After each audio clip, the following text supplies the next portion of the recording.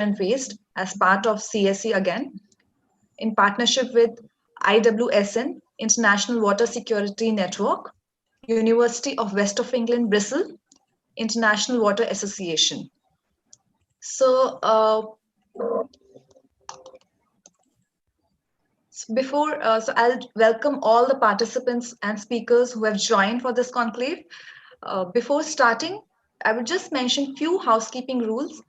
Uh, Firstly, please watch out your chat window because we will be posting all the bio CVs of all the speakers while they'll be speaking. So you would not like to know more about them through looking at the chat box.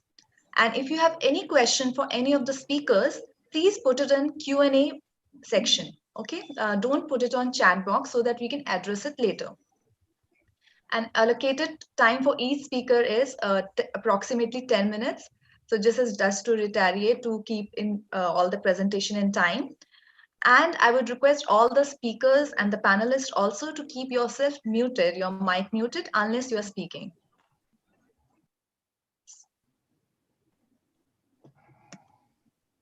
Yeah, so for today, for the inaugural address, we have Dr. Kala Nithi with us, who is Executive Director, IWA.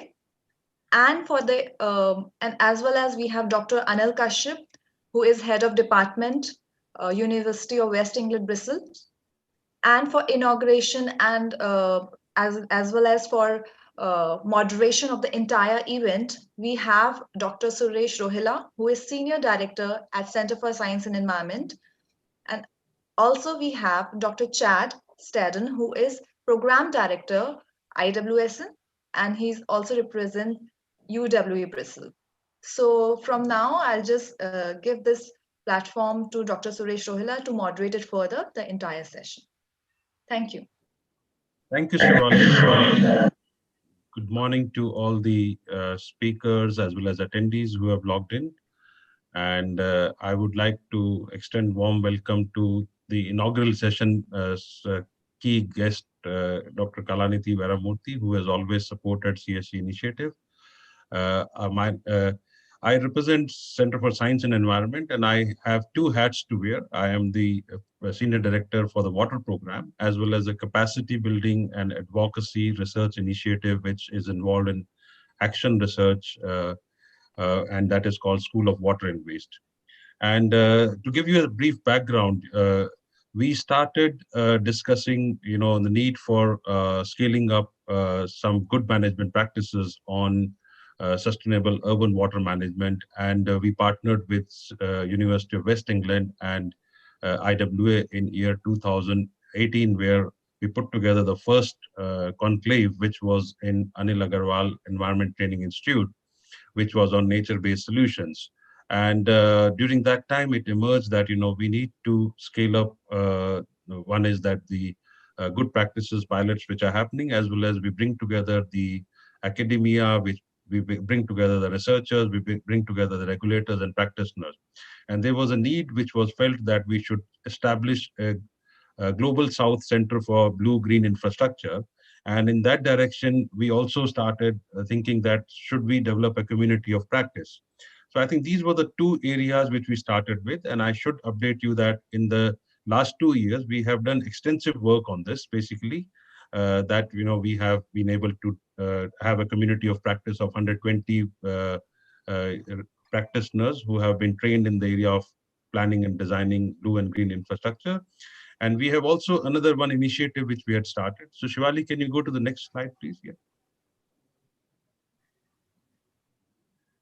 So this whole initiative was, next please, was also to see that we can reach out to large number of people and not restrict to an event which was supposed to be happening with the core group members of International Water Security Network. So this event was supposed to be held in the month of April. However, due to COVID restrictions, we could not do in-person event where people were traveling from different parts of the world. However, we also felt that keeping our promise to do an international knowledge sharing conclave, so we have put together all our resources and energies to have this virtual event put together. And both the teams, University of West England and CSE, has worked together to bring together interesting, rich, 30 international speakers, which also has a considerable, experts from India sharing, good practices in the area of blue-green infrastructure. So Shivali, can you go? And we also have been able to reach out with this announcement to around 500 plus registrants. And these registrants are from 228 cities and 29 countries. And today this event is being broadcast, live streamed through YouTube, Facebook, and other places. So we already see that live participant over here are 120 around, and we also have live streaming, the data of which will be available later on. However, I will move ahead with my presentation. Next, please. Uh, we also intend to launch today a website which consists of good practices. This is called CGINS. It is Compendium of Green Infrastructure Network Systems. This is a one-stop platform to explore best management practices, showcasing sustainable urban water systems. This was an activity which University of West England and CSC has been working for last 2 years, that we are putting together case studies, and we want to show that, how you can learn from each other as a part of a knowledge exchange activities. Next, please. This site goes live today, and the site website has 73 case studies, out of which 36 are global and 37 are Indian case studies. And you can, my colleagues will show you after another one or two slides that how you can browse through and you can reach out to these database which we have put together. There you can search by purpose of intervention. You can search by policy, plan, project for green infrastructure. You can search by government or private initiative. Next, please. You can also explore that the objective wise, whether it was targeted to do water conservation or pollution abatement or urban flood mitigation. You have regional scale, city scale, neighborhood scale, individual scale. All these interventions can be explored scale wise. Next, please. And I would request my colleagues to show you this brief on the website, how you can browse through before I go on with the proceedings of the inaugural session. Shivali, can you just show us how the Sure. website looks like before? And some of our speakers in this conference are basically who have worked on many of these successfully implemented projects. Can you stop sharing the screen? Thank you.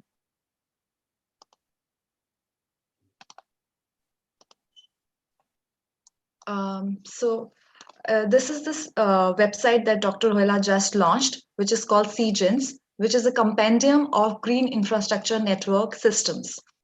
So in your chat box, you'll find two links. One is of this website itself, and another one is a brochure, which gives you overview of what all is there in CGINS for you to explore.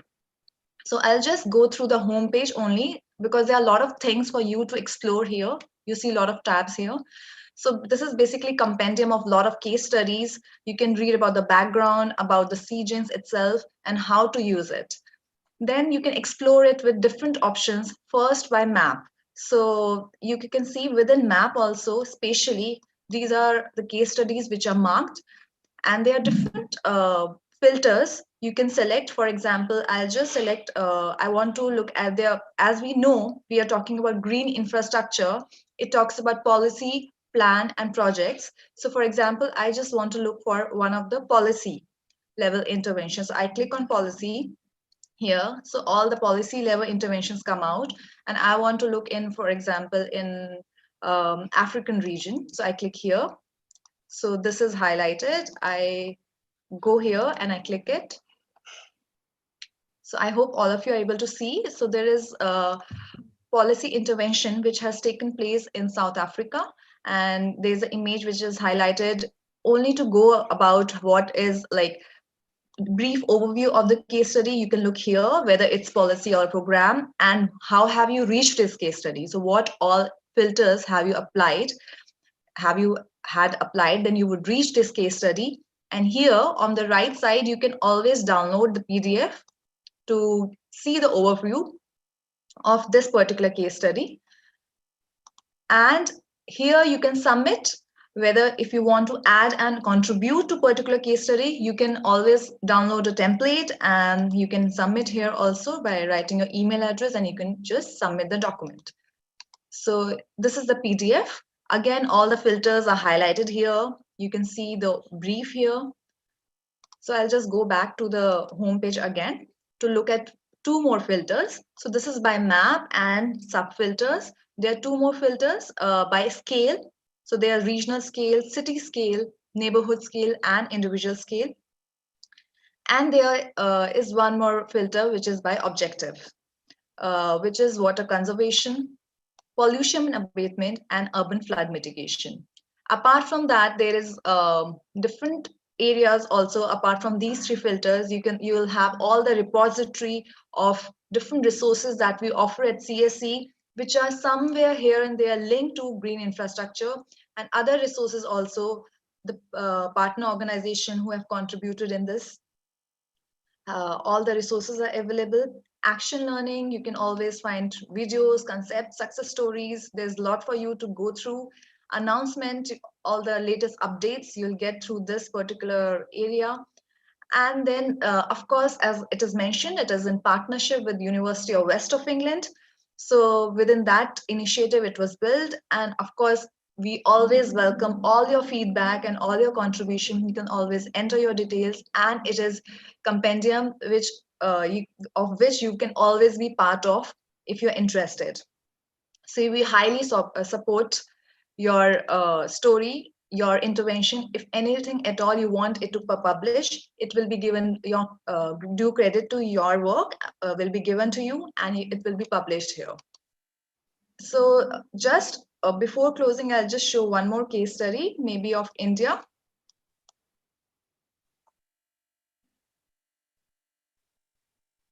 So I'll just put Asia here. Maybe city level.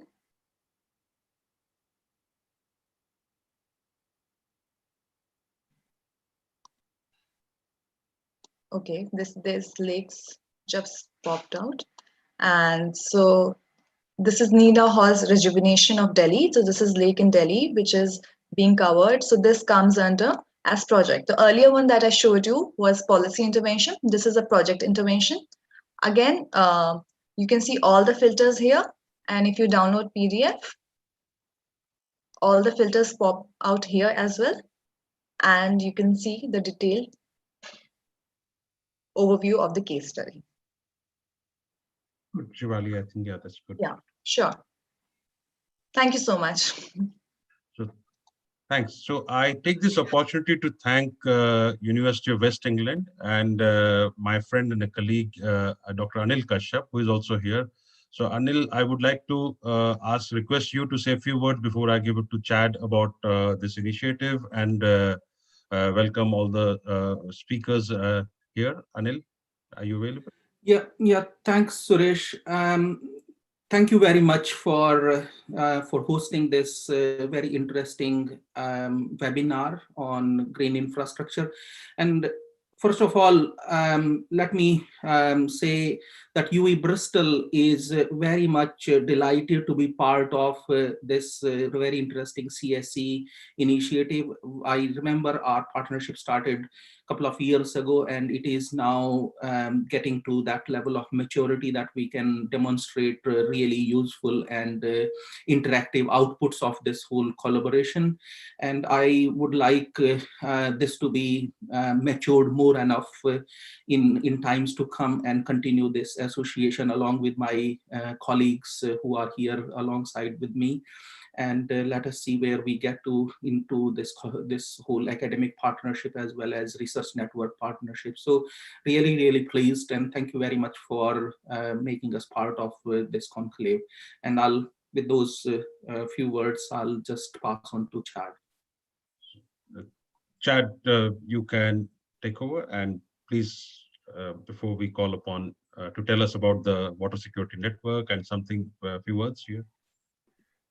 Thank you very much, Suresh. I'll be very brief because we have an action-packed schedule, and I'm looking forward to hearing the presentations. I'm delighted to welcome everyone from all over the world, all time zones. I'm aware some colleagues have gotten up very early. Others are perhaps staying up a little bit later to be part of this knowledge conclave on green infrastructure. So I welcome you all, and I'm delighted that we're all able to gather together to talk about green infrastructure and its potential role in addressing the climate emergency. As my head of department, Dr. Kashyap, mentioned, the University of the West of England is an applied university, which means that we tend to focus on applied natural, social, and environmental engineering, including green infrastructure, which is why we're so excited to be involved in this initiative. The International Water Security Network, of which I'm director, is the research arm, if you like, of this enterprise. And if you search our website at watersecurity.network.org, you will see that we've got a number of case studies and cross references to various outputs from our partnership with CSE. And I would also like to note that we're delighted to see the inauguration of CGINS, which we hope will become a repository of global reference for case studies in green infrastructures, planning, implementation, and maintenance. So with those introductory comments, let me just say thank you very much to our colleagues at CSE for handling all the logistics of today's Knowledge Conclave, and give the floor back to Suresh. Thank you. Thank you, Chad. And now it's time for me to talk about the CSE International Water Association partnership, which has also started at the same time, which also attaches a lot of importance to reaching out to the professionals working in the area of water and sanitation. And we have Dr. Kala Veramurthy, who is the Executive Director of International Water Association. I have invited him to tell us that how important this work is in the sphere of water and achieving citywide water and sanitation approaches. So, Kala, 10-12 minutes for you for giving us the address and guiding us through this. Thanks, Suresh. I'm just going to share with you a couple of slides.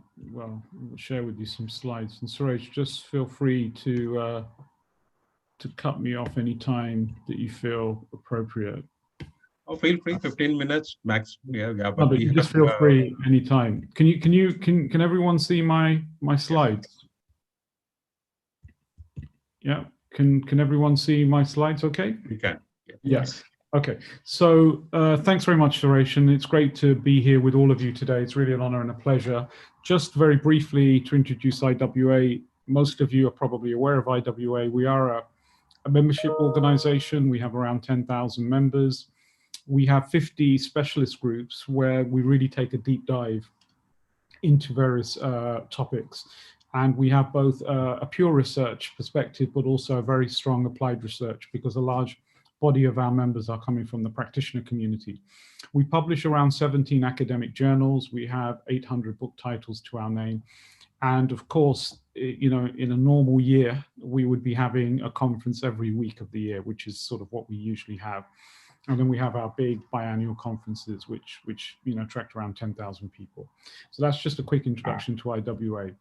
As Suresh said, we are doing quite a lot of work on topics which are very consistent with the CGIN network that you've established and the work of the CSE, and I think the University of West England, Bristol. These are some of the platforms that we have, and these are, if you like, programmatic type activities.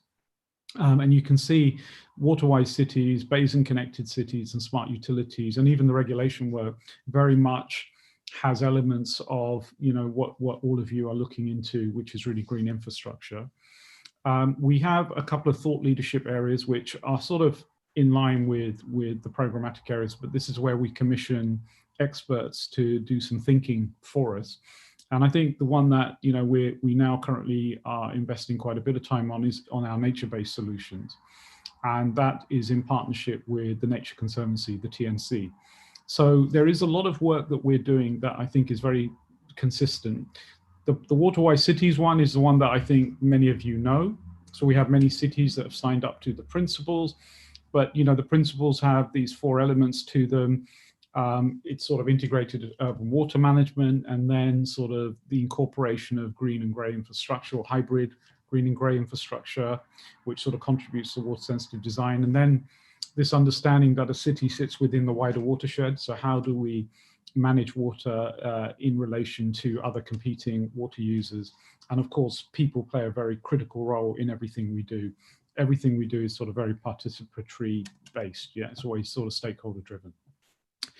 As I've said, we have our nature-based work that we have currently been undertaking. We have a publication that was recently out with the nature-based, the Nature Conservancy, and it's something that we would very much like to connect with the work of Suresh and CSC and also the University of West England, Bristol, because we think that this compendium and this community of practice that this compendium develops will be of great interest and have a lot of utility for our members.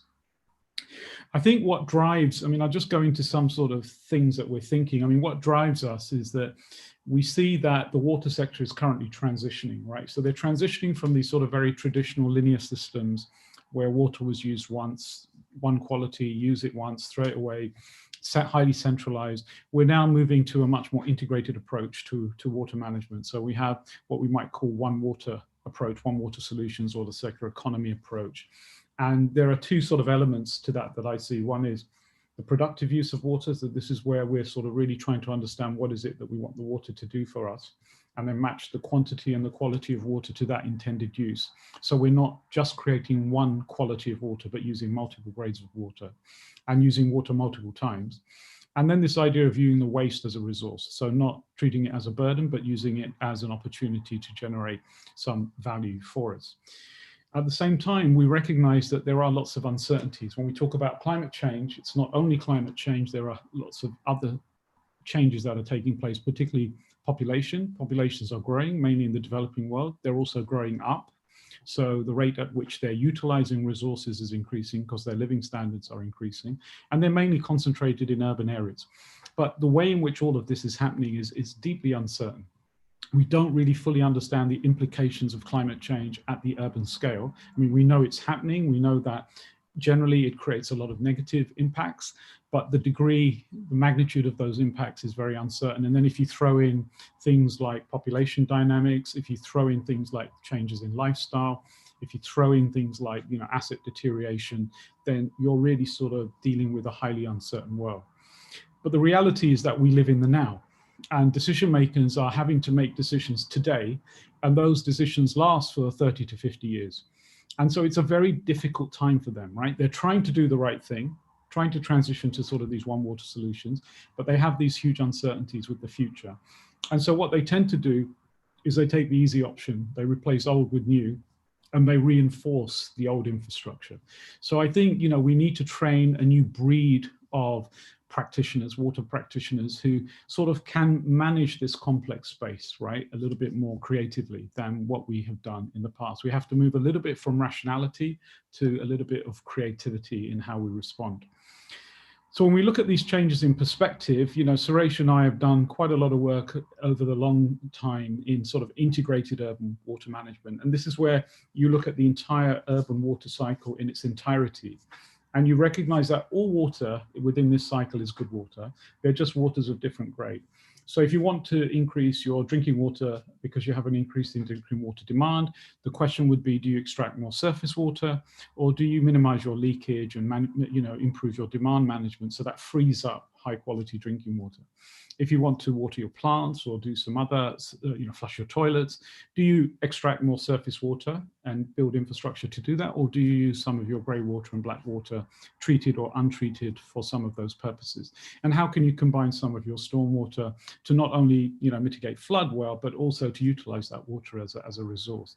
So this perspective really encourage us to have a very systems view of everything we do.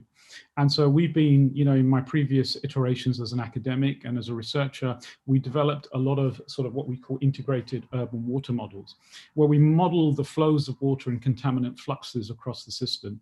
And what we're now starting to see are people modeling parcels of water as they move through the system, and that each of these parcels have a signature. And that then allows you to sort of match the different grades of water for different uses. And it really allows you to do water balancing. Now, we applied something sort of similar to this, not as sophisticated as a model with digital signatures, but a sort of a contaminant flow and a contaminant flux model to some work we did for the World Bank in Nairobi. And they had huge demands. They didn't have enough water. Then sort of natural response was just to extract raw water from afar. The length of these bars is the quantity, the heights are unit costs. So they just really, very traditional, let's go and look for another river, let's build a lot of infrastructure and let's move that water to the city. But what we found was that, by applying this type of systems view, you have a lot of water embedded in the system that could be effectively utilized. And so you could reduce your water footprint somewhat, and you didn't have to build new infrastructure. And the unit cost of the water sort of comes down, but it also creates a portfolio of water supply that gives you also some sort of risk, some sort of ability to mitigate, problems with, say, scarcity in one or two of these supplies. And, you can apply more sophisticated and more exotic ways of treating some of your black water and your gray water, but then the unit costs go up. So it's really an understanding that there is water out there, but it's a balance between what would it cost me to produce some of that water as opposed to extracting water from a distance. And we've published that in a book we can download.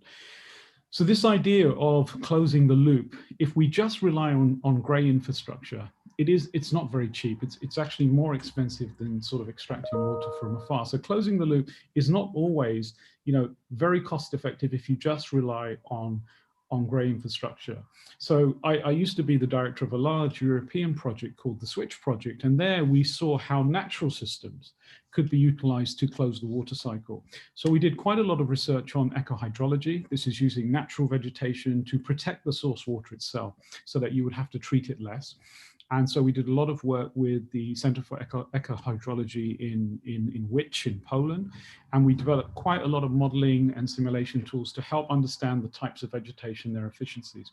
We looked at natural systems for treating of the drinking water. So this was lake and riverbank filtration. And then we looked at natural systems for treating the used water. Things like constructed wetlands, of course, stabilization ponds, but also soil aquifer treatment that, where you inject the water into the soil and you polish it before you reuse it. And we found that, when you start looking at these natural systems, particularly in the developing world, where you have, access to a little bit more land, their operational costs are much lower. Okay, there are a lot more capital costs, well, not capital costs, but land costs, but the actual operation cost is much lower. So this sort of utilization of natural systems, or a hybrid of gray and green, is the way that we see the future. And also, when you look at resource recovery reuse, I don't want to talk about this, an integrated perspective is also very important, because there are opportunities to recover resources both on the drinking water side, but also on the wastewater side of your cycle. The other area that I think is important, which I touched upon, is this whole area of uncertainty. And there are uncertainties in many, many aspects of the future, as I described earlier. And I don't want to go into too much detail into this, but what we see within IWA that this is generating is it's generating a view of trying to create more flexible and adaptive systems. So if you look at this is just a schematic, right? But it's taken from an IPCC report, which is sort of showing you how different models are predicting what the future might look like in terms of precipitation. And if you imagine that we have a sort of an uncertainty envelope, and the traditional approach that we would have adopted is we would have peered into the future, we would have fixed a point, and then we would have designed in stages, but we would also always have that point in the future as our sort of, where we want to end up. And so we sort of lock ourselves into a certain trajectory. But now what people are doing is they're looking at how can they design systems which can be grown over time, and that at each stage, these systems have some adaptive capacity. So you can move in 2 or 3 different directions. So you don't invest in huge backbone systems and commit yourself for a 20 to 50-year horizon, but you build in stages. And by building in stages, you have this adaptive capacity. So you can span this uncertainty envelope. One of the areas we did a lot of work during the Switch project, and I sort of published a little bit in this, was the area of low impact development, or SUDs as they're called in the UK, or best management practice, BMPs. But it's the utilization of these decentralized technologies to manage your rainwater, okay, and to sort of attenuate some of that rainwater before it enters into any system.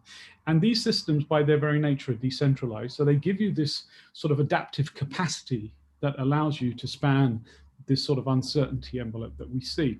So if you imagine you've got a suite of these different options available, these decentralized options for managing stormwater, and then you have an area that's sort of urbanizing over time, you can pick and choose these different components, right? So over time, you can sort of grow your stormwater provision, as opposed to investing in a backbone of sewer networks that lock you into a certain trajectory.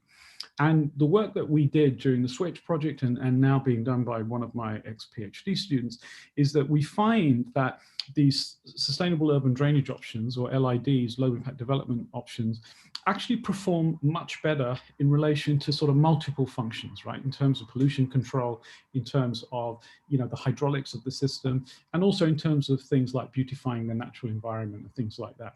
And for various scenarios that we looked at, you know, because of the uncertainty, we always found that these low impact development solutions were much more favorable.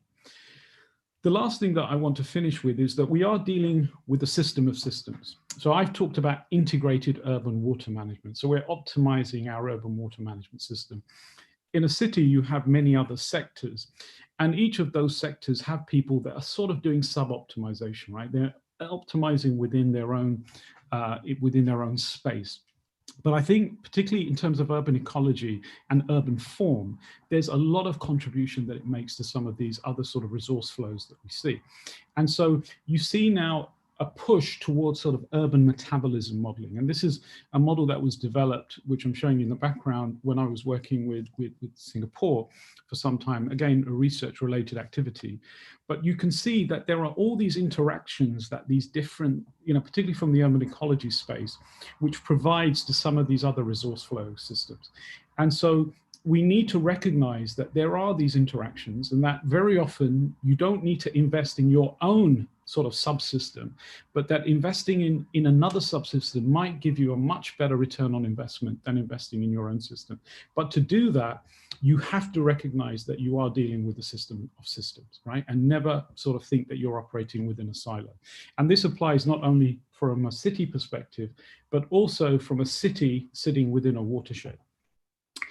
I've got a lot of writing here, which you don't have to read, but, you know, for me, moving forward, we need to reset the default value for the way we think about cities, and particularly the way in which we think about utilities.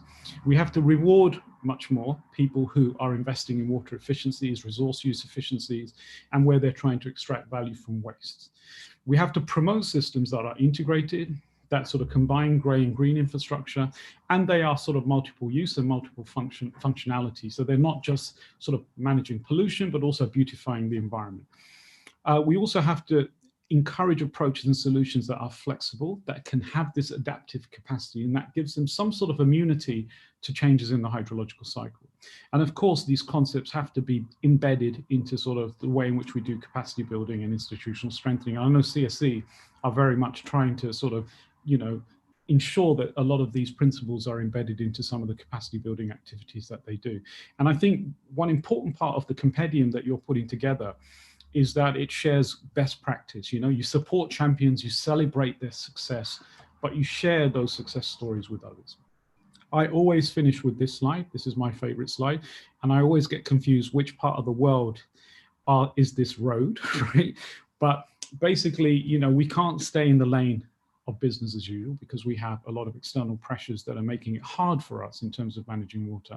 I think where we are at the moment is in the middle lane, where we're sort of still trying to maintain our 19th century approaches to infrastructure, but we're trying to optimize them. We're trying to get as much value from them as possible. But I don't believe there is enough capacity to do what we need to do within our existing infrastructure.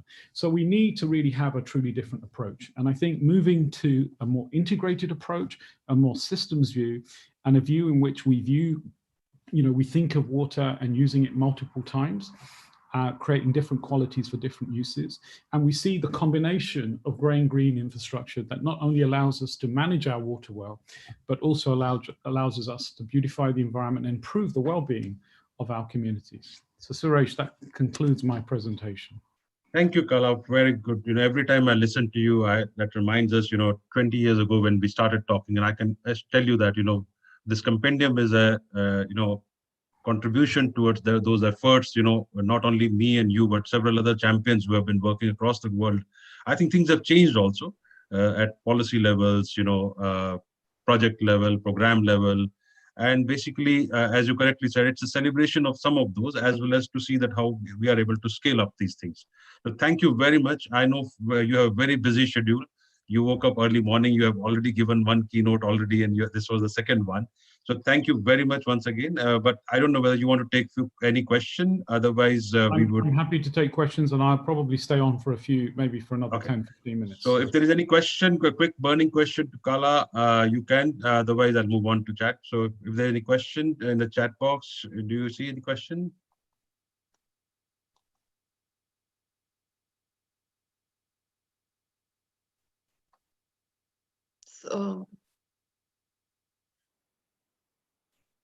So there's a question on decentralized wastewater treatment through biological augmentation. Is a possibility? So I think you did emphasize, Kala. Do you want to add further on this? You are muted, Kala. I think, one thing I would say is that it's not a religion, right? It's not central versus decentral or anything like that. I think it's different strokes for different folks, but you do find that, decentralization seems to be more favorable, both particularly in terms of wastewater, because if you want to reuse, then you don't want to move water long distances and move it back because water is quite heavy. And so there are some very interesting, and I think even on your campus at CSE, with your DWAT systems that you have there, right, Suresh, there are some quite interesting innovations that are primarily natural systems, right? Good, Kala. So I don't have many questions, but I would encourage all the participants to post their questions in the question and answer box if they want to address it to some speakers, and they can introduce themselves with their name and the question. So, but Kala, thanks a lot. We have a jam-packed session. So I would request my colleague moderator, Professor Chad Stadon from University of West England, to take over from me and start the proceedings of the webinar day one. Thank you, Suresh. And thank you, Kala, for an excellent keynote presentation. You set the stage beautifully for the next two presentations, which also direct us to take a systemic perspective when we're thinking about particular low-impact development schemes or green infrastructure projects.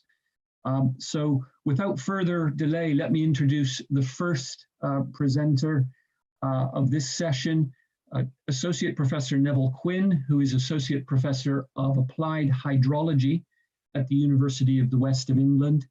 And his pre-recorded presentation is called Green Infrastructure, Defining the Conceptual Space.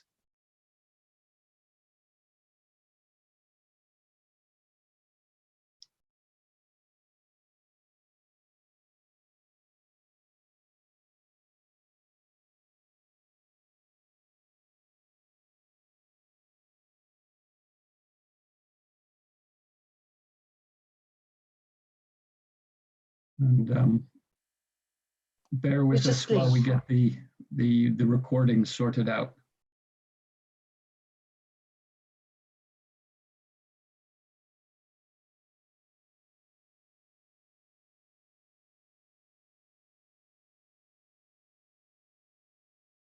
So we will hear the Dr. Quinn's presentation and then the one following, which develops some of the themes, and then we'll take a short period for taking questions and discussion with the presenters.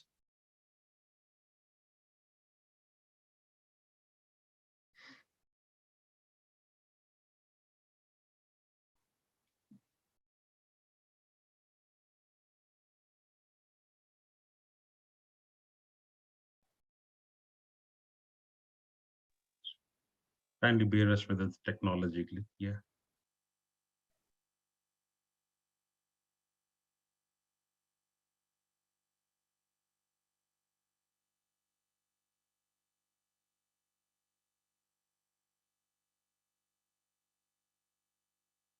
Well, do you have, or Santi is having the presentation?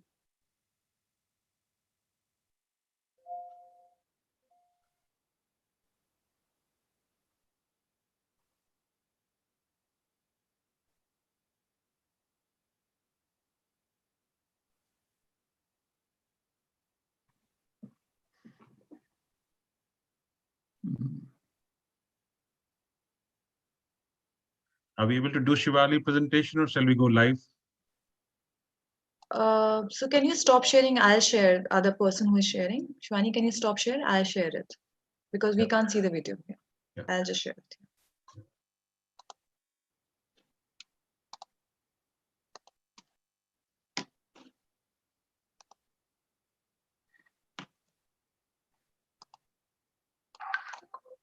Sorry, people, we are getting used to this new normal and we will just bear with us for 1 or 2 minutes. Yeah.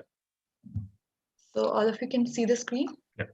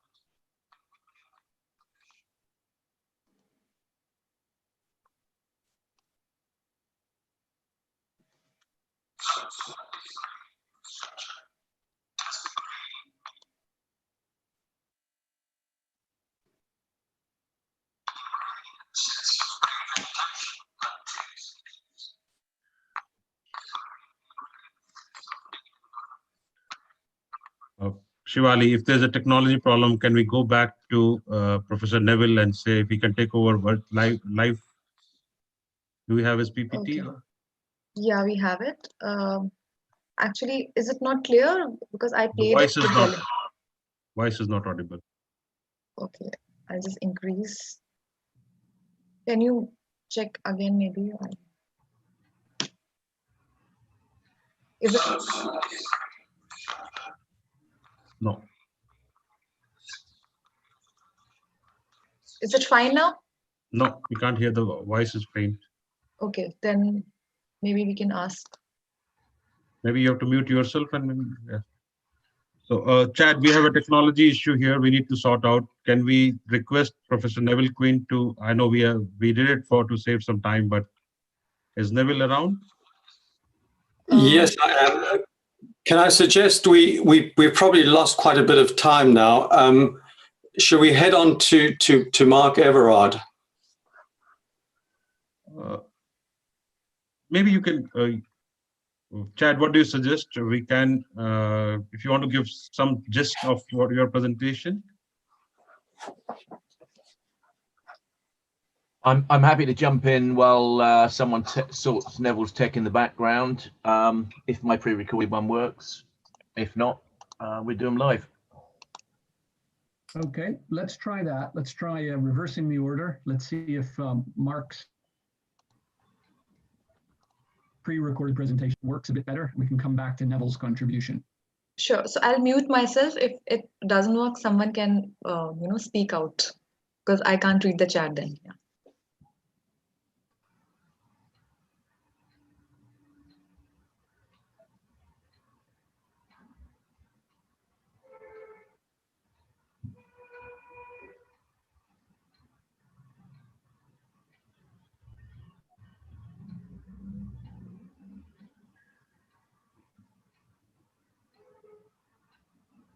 We can't see or now we can't hear anything, Shivali. So, yeah, now there's something on the screen.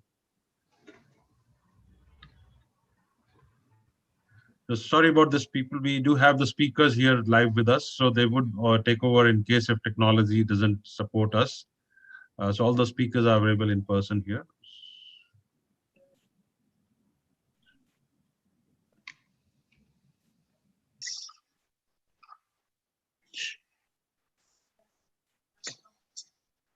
Shivali, I think this doesn't work and this is not the presentation we are looking for. I think, can we move on? So this is, I think, Mark's presentation is different.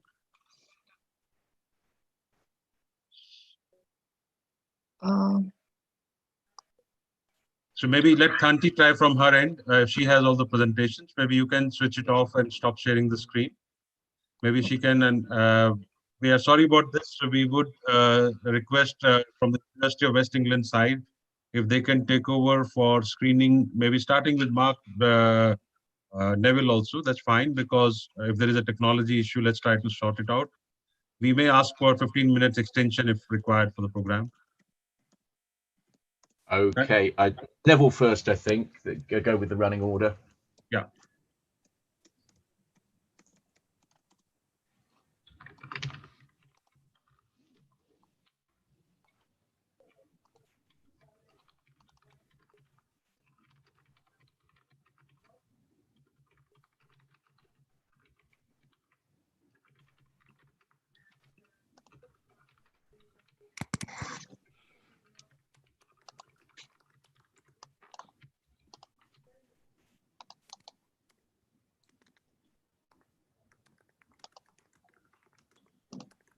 Sorry, Mark, I'm going to need a bit more time on this side. I've got a few issues here as well.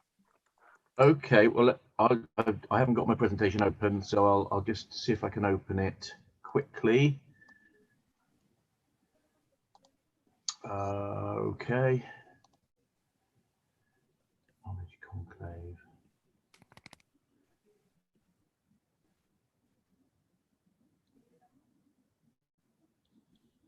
Chad, in the interest of time, because I think Thanti's computer is also giving problem with the video, so can we have an alternate plan to go ahead with the live presentations then? Dr. Mark Everard, University of the West of England, talking about living within our means, taking account. Oh, you got me. Did everyone hear that? That sounded like Mark. Shivali. Did you get that working, or what? I heard my voice there on a recording. Was that your magic? Okay. That was Thanti, I think. We Sorry. could hear something, but we couldn't really see anything. So I think we're going to have to go live.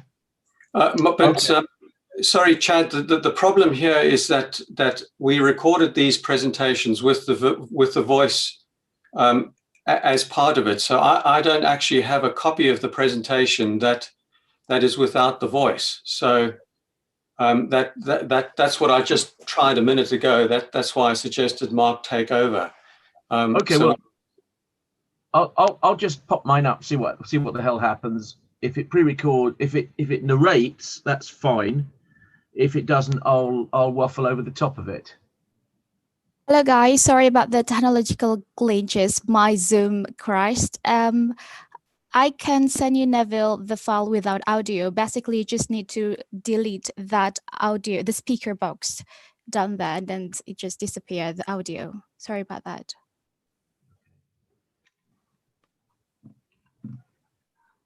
Okay, in which case, Neville, have you got yours in front of you? No, Mark. The problem is I don't have a copy of it with no audio on. So. Okay. But what Thanti said is So can I suggest that Mark goes ahead and Thanti will help Neville sort out a version of the presentation that he can use shortly. Okay. Apart from that, it's all going really well. Share screen. Okay.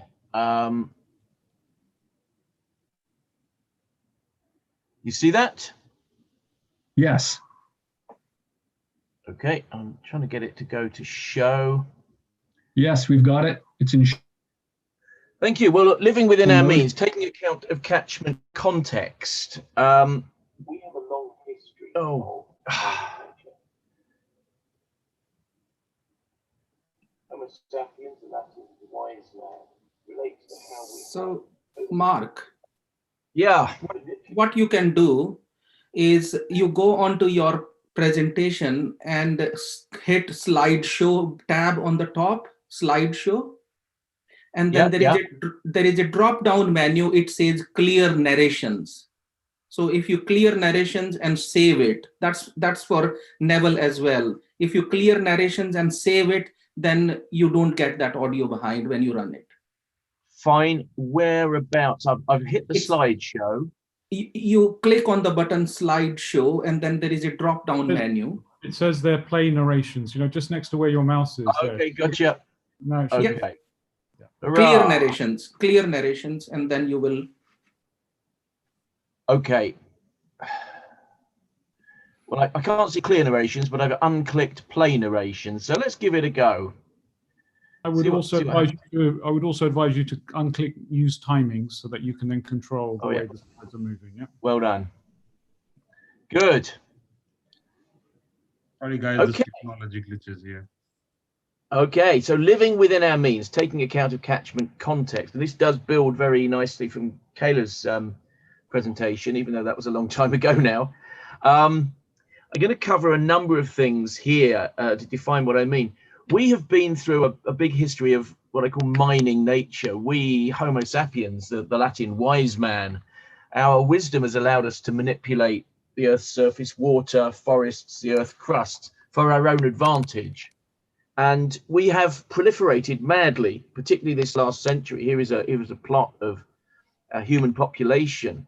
And we appropriate something like a quarter of Earth's primary productivity for our own end, one species extracting for our own end, such that 96% of global mammalian biomass is actually us and our livestock.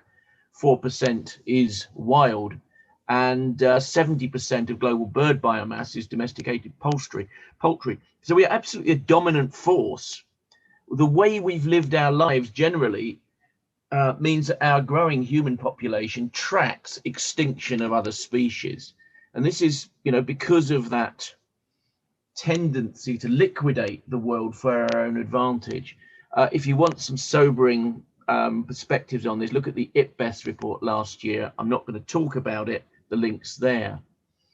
From an ecosystem services perspective, we regard catchments, land, landscapes, water as an exploitable resource, whereas naturally they're a critical natural infrastructure. So taking the ecosystem service lens and thinking in terms of green is positive and red is negative, ecosystems naturally produce a range and wealth of services sustaining our needs. But taking intensive agriculture as just one example, using that same lens, we reward food, fiber and fuel, energy harvesting, whilst degrading other provisioning services and pretty much liquidating the regulating services, cultural and supporting services.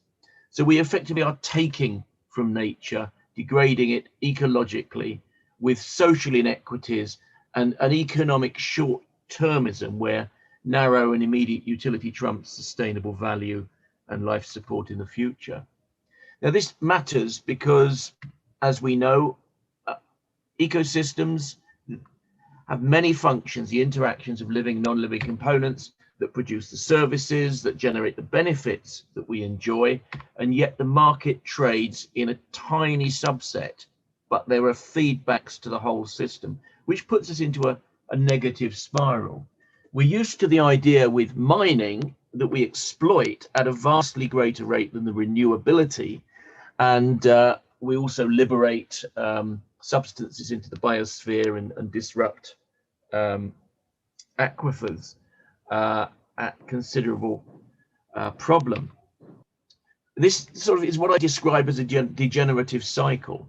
Our focus has historically been on exploitation without valuing and consequently degrading the natural infrastructure that produces the benefits that we harvest. So we degrade the foundational resource, we undermine our own security and opportunity, and we create this negative spiral of killing the fundamental resources. So what we mean by mining nature, that the journey of humanity henceforth is one of regeneration, returning that cycle from downwards to upwards. As we know, all of us on this call, India and indeed Peru has a wonderful history of water harvesting, working with natural process, the kind of localized schemes that Kayla mentioned in Bafales in Peru and so forth, going back millennia. So working with natural process to live livelihoods in very challenging environments. And we find these sort of systems right across the world, from Burkina Faso, Zimbabwe, Kenya, right across the world. Perhaps the epitome is the terrace systems that have existed for millennia across Asia and spreading into even South America and more widely, where the water, nutrient, soil conservation and the way communities interact to maintain those systems have carried on through millennia, whilst whole civilizations have risen and fallen around them. There's a lot of case studies in this book I published earlier in the year called Rebuilding the Earth, because that is the challenge ahead of us in the future.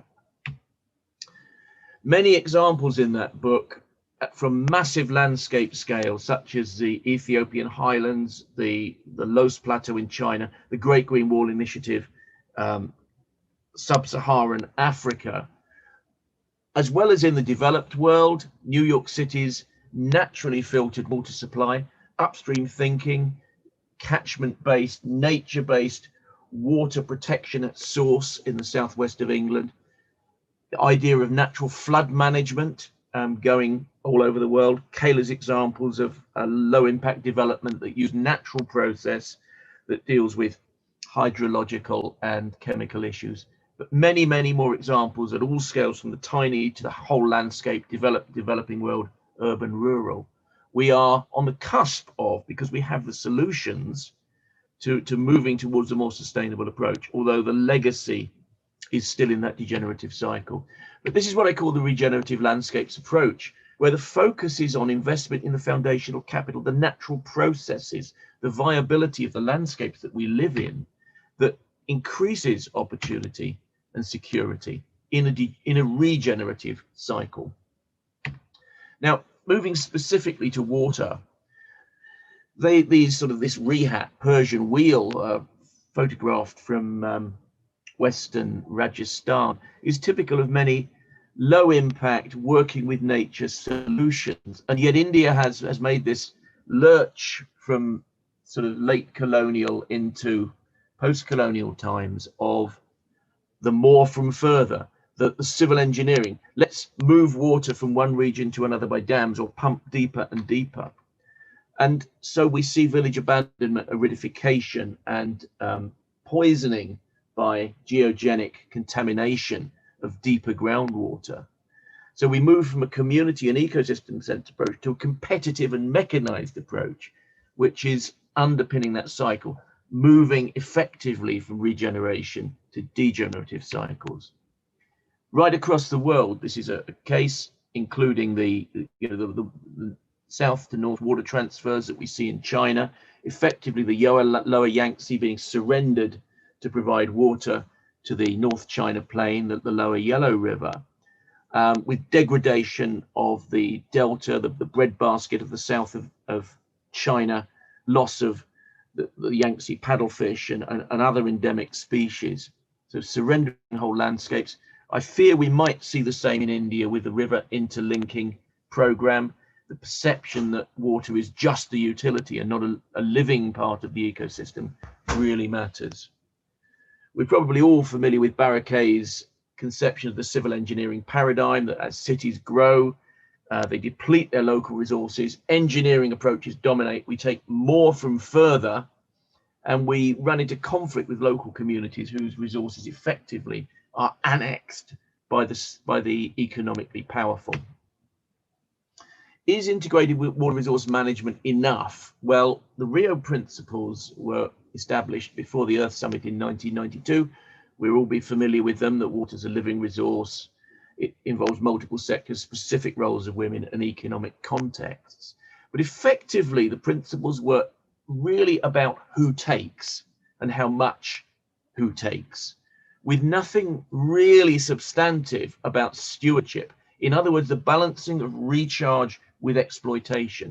That's a missing principle. So in one of my papers, I proposed an additional principle specifically about stewardship, recognizing protection enhancement of the system is vital for sustainability. So are we going to get there by engineering or ecosystems? Well, that really is a false dichotomy. Again, as Kayla covered, Engineering systems are really important if we want to live in cities and do irrigation and have big demands, although they are energy, chemically, pipework intensive, and the distributional benefits from where water is taken to where it's used are deeply problematic. The ecosystem approach is low capacity, but is inherently a sustainable form of providing resource. We need to hybridize these. There's recognition that the engineering approach needs more of the nature-based participatory paradigm brought into it. Equally, recognition that for the nature-based solutions, with urbanization, population rise, technology, climate change, we do need integration with engineering. So there is a sort of a recognition of the need for integration right there for climate resilience, apart from anything else. So living within catchment capacities. This bar from the exploitative to the regenerative, somewhere in the middle is this Goldilocks zone of stewardship. Ecologically, so that we are focused on avoiding resource degradation and promoting water and soil productivity. Socially, to move away from resource appropriation, poverty, theft, towards resource security, and economically, from an uneven sharing of costs and benefits towards a paradigm of distributional equity. Taking the Banas catchment in Rajasthan as an example, it's a semi-arid or arid catchment, depending on where you are in it, rising in the Cumnor Hills to the west and discharging to the Chambal River through Ranthambore Tiger Reserve in the east. And there are issues right across the catchment. In the upper catchment, we saw photos earlier of plenty of nature-based solutions and a history of community recharge, but with mechanization and competitive extraction, we're seeing village abandonment, fluorosis, and effectively the aridification of the catchment. In the middle catchment, the Bisalpur Dam was built for local uses in 1987, but urban appropriation by Jaipur from more or less 2006, 2009, now virtually all of Jaipur's water is pumped 120 kilometers from the southwest into the city. And there are no dam releases from the Bisalpur Dam now, local people are dispossessed. And in the lower Banas, because of the lack of dam release, the river is disconnected, fragmented, and that compromises the Chambal River into which it flows, where there is a globally important gharial or fish-eating crocodile reserve. So there are tightly linked vulnerabilities across this system, from the rural, the urban, the irrigation, tourism, the wildlife, all interconnected, even though currently they're managed in a very fragmented way and not seen as an integrated whole. Now, I'm not going to go into this in detail. It's another paper with a link at the bottom. But essentially across a spectrum between natural solutions and nature-based solutions through to the hard engineering solutions. Each 2 minutes, please, Mark. Sorry? 2 minutes, please. Okay, I'll see what I can do. It's kind of weird. But equally, there are mitigation measures for each of them. And generally, the nature-based solutions can help mitigate the negative impacts of the hard engineering if we can think at catchment scale. So thinking of the Banas, for example, but Jaipur pays nothing for the water. It buys the pipes and the pumping, but it doesn't pay for the water. If some kind of payment for ecosystem service levy were to be made on the water, that could then be recirculated to encourage more nature-based solution in the upper catchment, which then would enhance the flows and the quality of water, lowering the catchment, regenerating the currently dwindling Bisalpur Dam, and allowing for environmental flows to breathe life to the lower catchment. Now, thinking at scale isn't something that is really deeply entrenched in that politic at the moment, but it needs to be like it needs to be around the world. To do that, we need to build on existing political levers, because just white people coming in and telling you this is what you need to do doesn't work.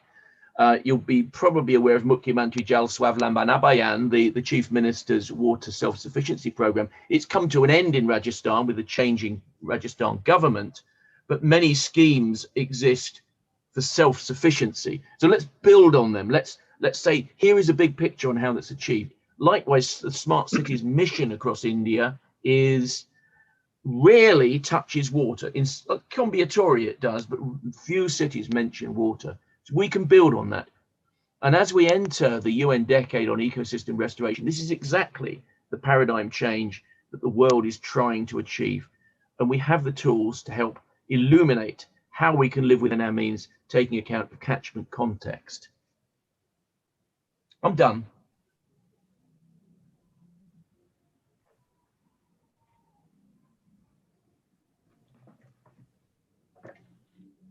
Fantastic. We're good? Thank you, Mark. Okay. So in the interest of catching up with our schedule, Dr. Neville Quinn will make his presentation available as a download with the package of conference materials. We can take a few minutes now for some questions and answers on the keynote presentation and Mark's presentation, both of which talk about a systemic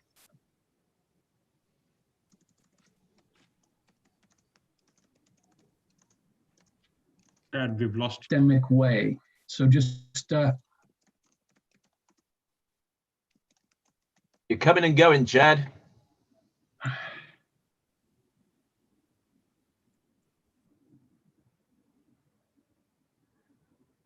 Suresh, maybe you could field the questions, since Chad seems to have vanished off the face of the earth. Sure. We can take one or two questions, but the question can be only to Mark, because Kala had to leave. He's going, but he's left for the day. Yeah, but if there are any questions to Mark, I can take questions. I'm looking at the question answer session in the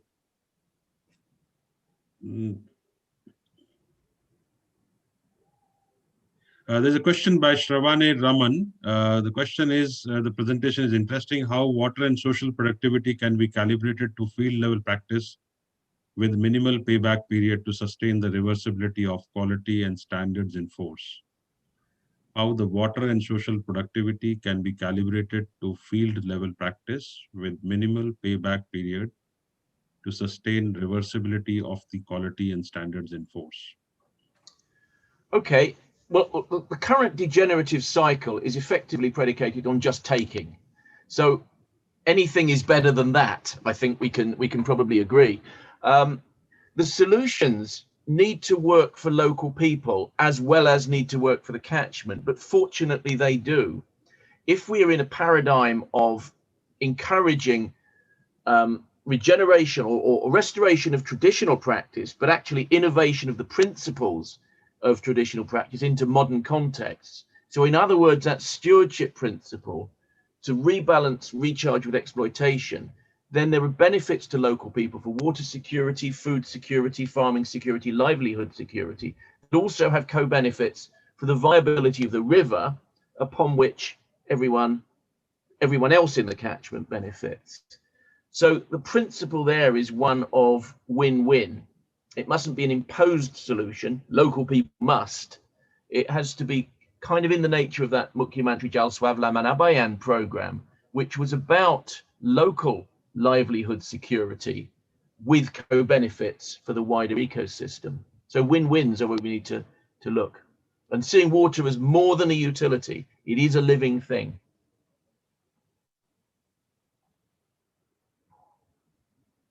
Good. So we have another question, short one.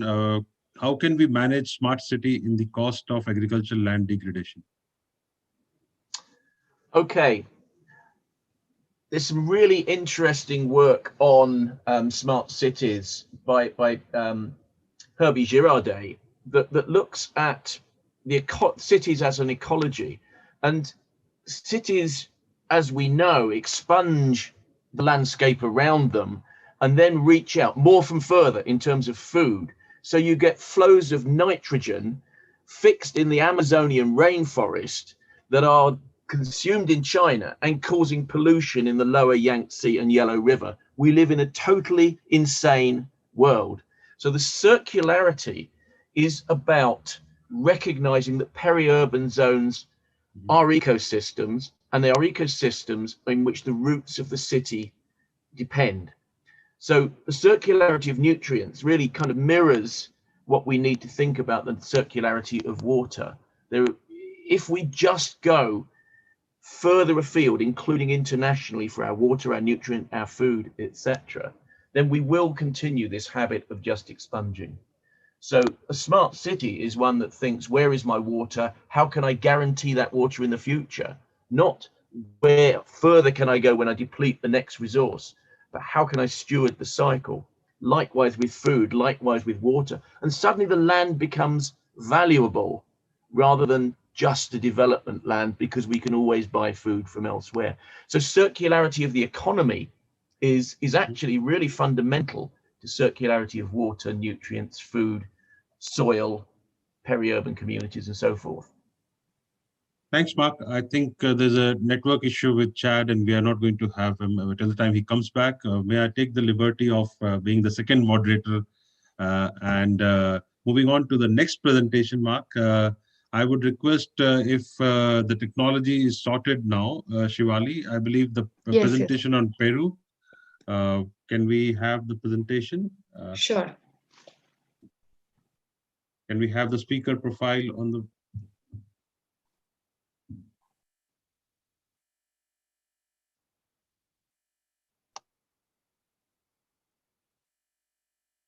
So let's try this if it works. Yeah.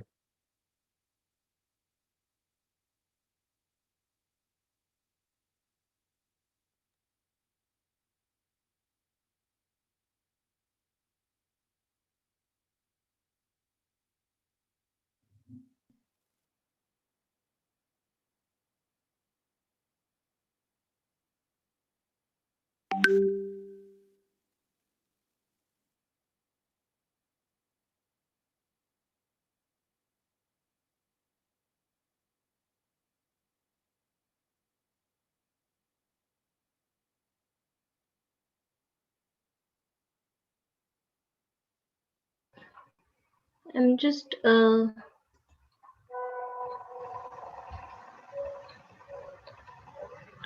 trying to share my screen, the presentation. So Suresh, we can do live for Rossi if she's fine with that. Looks like. Okay. Let's... Yeah, it's visible. Yeah. So are we going live with the speaker now? Yeah, please. And I'll manage the time, 10 minutes. And if we can summarize, because, yeah. It's visible. Is it audible to everyone? Yes, please. Yes. No, not audible. It's visible, but it's not audible. No, she's doing live. Yeah, I think it's better to do live. Yeah, please go ahead live here. Hello, Shivali, please. I will share my screen. Sure. We'll stop sharing. Okay.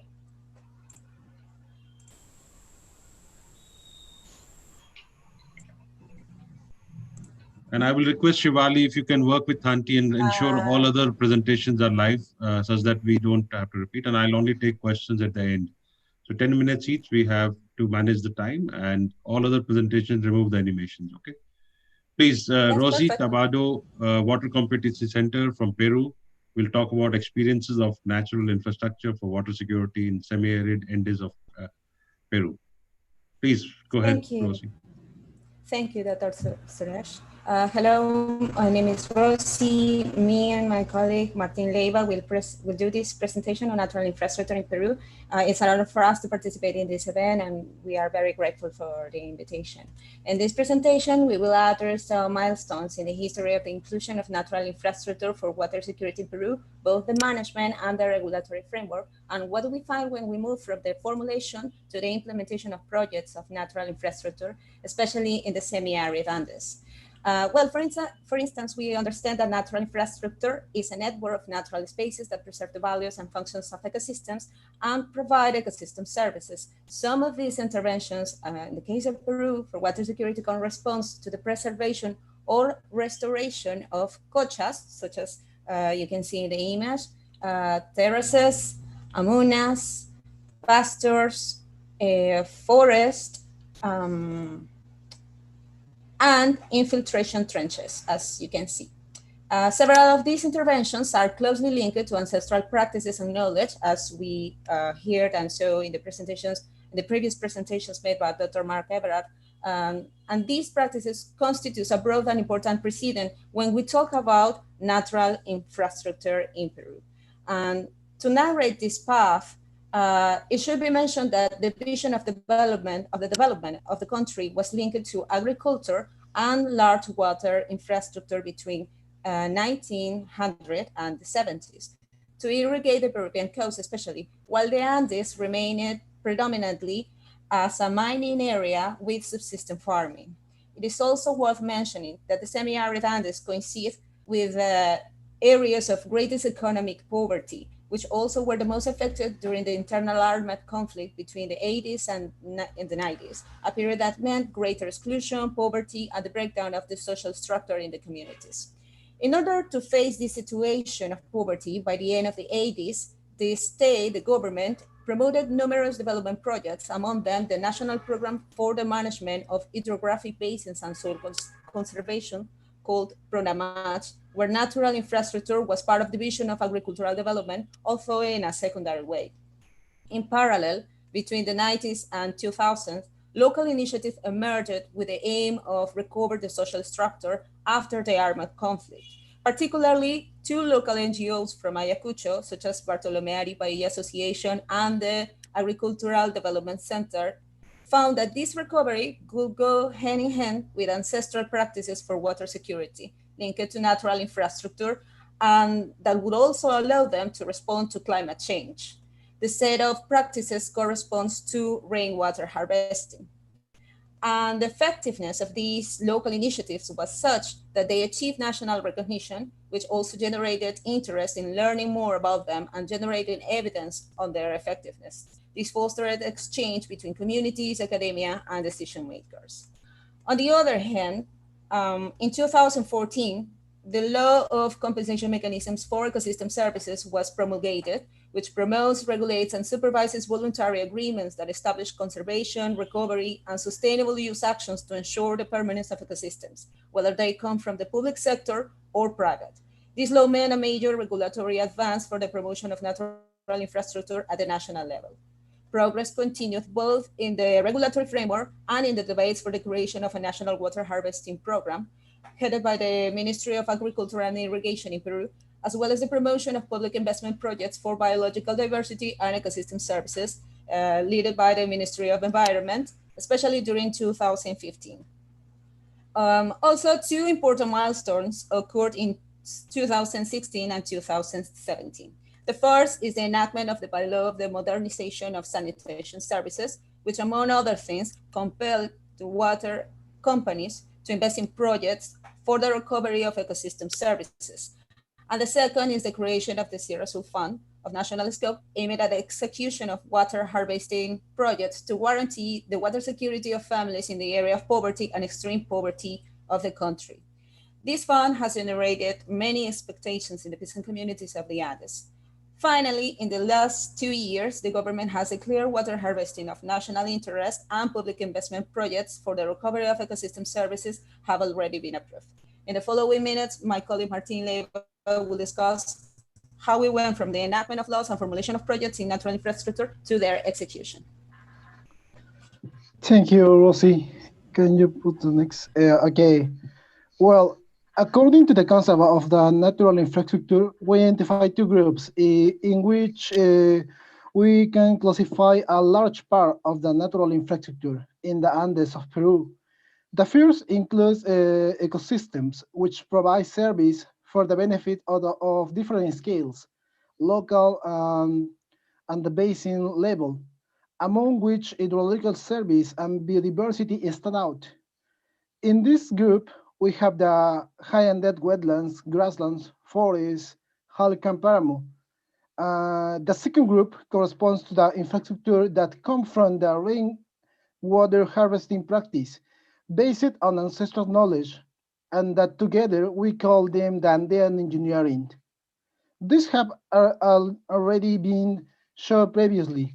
In both cases, it's characterization and quantification of its benefits are being approached by the different institutions and research groups, and as the scale of analysis expands with which goes unit to watersheds, this become more complex due to factors that are being coupled.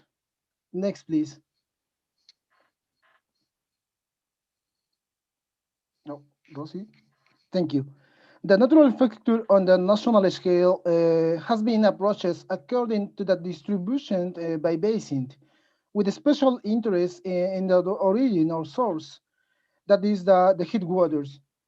In this region, initiatives for the conservation, recovery, and sustainable management of ecosystems are being promoted. Likewise, proposals are being developed that consolidate rainwater harvesting practice, like terraces, and alternative solutions, which allow meeting local needs and generate greater benefits at the basin level. Both types of the natural infrastructure require further analysis according to the region where they are located, since their development is influenced by geographical, meteorological, and social factors, especially in the southern region where there are the highest risks of weather and food insecurity. Next, please.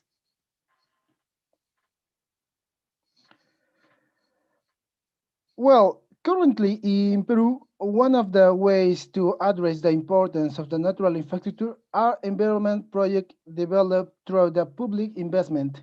This project seeks to cover and restore ecosystem to recover the hydrological service they provide. In addition, they consider the active participation of the patient community through the formulation and execution process. The formulation of these projects implies traveling along two routes in parallel. The first corresponds to management, which is generally influenced by the political boundaries. Start from the national visions, goes to the regional one, and research to the local scale. That is, this goes from large to small scale to meet the objective. The second is the technical part, or route, which perform an inverse process, focusing mainly on the limitation by river basin, since it requires the develop to acquire this diagnosis and designs of the natural infrastructure that is the object of interest. These two routes interact in the official regulatory framework in the middle, made up of laws, regulations, amongst others. The existence of the numerous instruments reflects the continuous needs to make adjustments in the formulation of these type of projects and thus be able to adequately develop these complex issues. In this regard, we maintain that is because the formulation scheme has taken great works projects as the main reference, although we see a promising path for the development of the natural infrastructure in the country. We are on the march to be able to implement this type of intervention efficiently. Next, please. Well, there will be our entry presentation. Once again, thank you very much to the organization for the opportunity. And these slides will leave our contact information, web page, and social networks in case you want interested in any of the work that we have been doing or that then any doubt. Thank you so much.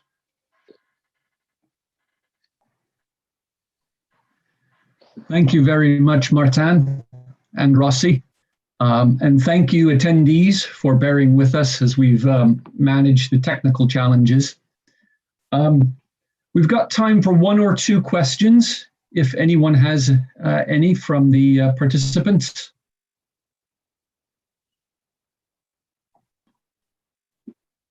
While we're waiting for people to type their questions in the Q&A or the chat box, I'll just announce to attendees that early next year, we will be starting a new funded research project funded by the UK's Global Challenges Research Fund that brings together our Peruvian colleagues with Indian colleagues particularly from the People's Science Institute, who we'll be hearing from next, to begin the process of creating a climate resilience network, focusing in particular on mountain areas and the world's great ranges. So we've heard a little bit from our Peruvian colleagues about the Peruvian context for ecological infrastructure and nature-based solutions.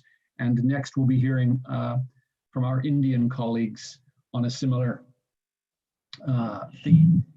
Chad, I don't see any question till now on the presentations. We can proceed, I think. Okay, Suresh. So I'd like to invite Debashish Sen from the People's Science Institute based in Dehradun, India, to make his presentation called Restoring Springs-Fed Ecosystems in the Himalayas. Hi, everyone. I hope my presentation is visible. Yes, it is visible. Please go ahead, Debashish. Yeah, thanks. Basically, I'm going to talk about restoring spring-fed ecosystems and based on our experiences from the Indian Himalayan region. And so springs are locations on the ground surface where underground water emerges onto the surface. And the area from where a spring draws water is known its springshed. And springs in the Indian Himalayan region, as we all know, are the primary source of water for meeting the domestic as well as the agricultural needs for not only the rural communities, but also the urban communities. And mind you, urbanization is going on at a very speed in the area. So in addition to providing these provisioning services, springs also drain into and sustain several rivers even during the lean season. The springs are the lifeline of about 200 million mountain people and several microhabitats of different river systems across the Indian Himalayan region. So springs and their springshed could therefore be considered as ecosystems in themselves, while also anchoring other upstream and downstream ecosystems.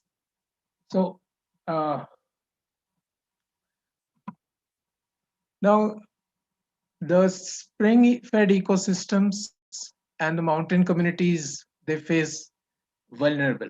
I mean, in the last 2 decades, we see numerous Himalayan springs have either dried up or have become seasonal, mainly due to anthropogenic activities as well as climate change impacts, affecting water availability and livelihoods, and especially increasing drudgery of the mountain women, who are the primary collectors of water. In addition to decreasing discharge, spring water quality has also found to be decreasing. The reason being unplanned construction of houses, hotels and toilets coming up randomly, lack of sewage disposal systems, unlined open drains, open defecation, and garbage heaps in the spring recharge areas. Therefore, urgent efforts are required to revive, protect, and manage spring-fed ecosystems to ensure water security of the ever-increasing population in a sustainable manner. The above is in concurrence with Sustainable Development Goals 1, 2, 6, and 15. Now, what are the principles of participatory spring-fed ecosystems? Springs, first of all, should be considered as common pool resources. The concerned spring-fed ecosystems need to be managed primarily by the local communities for promoting safe water usage in an equitable and sustainable manner. Restoration of these ecosystems require amalgamation of traditional knowledge and modern science with support of a multi-stakeholder institutional framework. What you can see in the figure is that the springs of village 1, located in watershed 1, has its recharge area in another watershed, that is number 2, across the ridge. So spring regeneration therefore needs a paradigm shift from the conventional watershed approach to springshed development, as aquifer of the concerned spring might lie across the watershed boundary.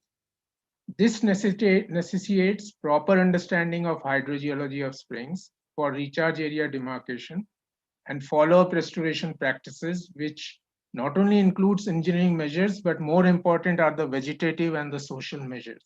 So springs, forests, wetlands connect need to be understood and managed. Now there is an 8-step methodology that has been developed and demonstrated very successfully by the Spring Initiative Network in India. And this provides a broad operational guideline for successful implementation of community-based springshed management. As a first step, springsheds are surveyed and delineated within different micro watersheds. Thereafter, creation of geotag database helps in prioritizing critical springs for rejuvenation based on the usage, dependent communities, spring discharge trend, and climate change projections. Appropriate instrumentations for measuring spring discharge and water quality provides authentic data base for decision making and later on even for tracking impacts. So location-specific community-driven strategies are then developed through micro-level planning involving the spring water users. Now next, the mapping of springs recharge areas is done through hydrogeological surveys. And these hydrogeological surveys need to be made an integral part of the environmental impact assessments and environmental management plans for infrastructure development projects which are going in the mountain areas like the different water supply schemes or mining, road construction, sanitation, hydropower, drilling of wells. So protection of springs and their recharge areas, which we can even call them as springshed sanctuaries, through communities can be ensured through development of proper guidelines and legislation. Monitoring of spring discharge and water quality by the users further empowers them to undertake appropriate measures for ensuring safe and sustainable flows in springs. Now, what should be the institutional framework for such kind of a effort?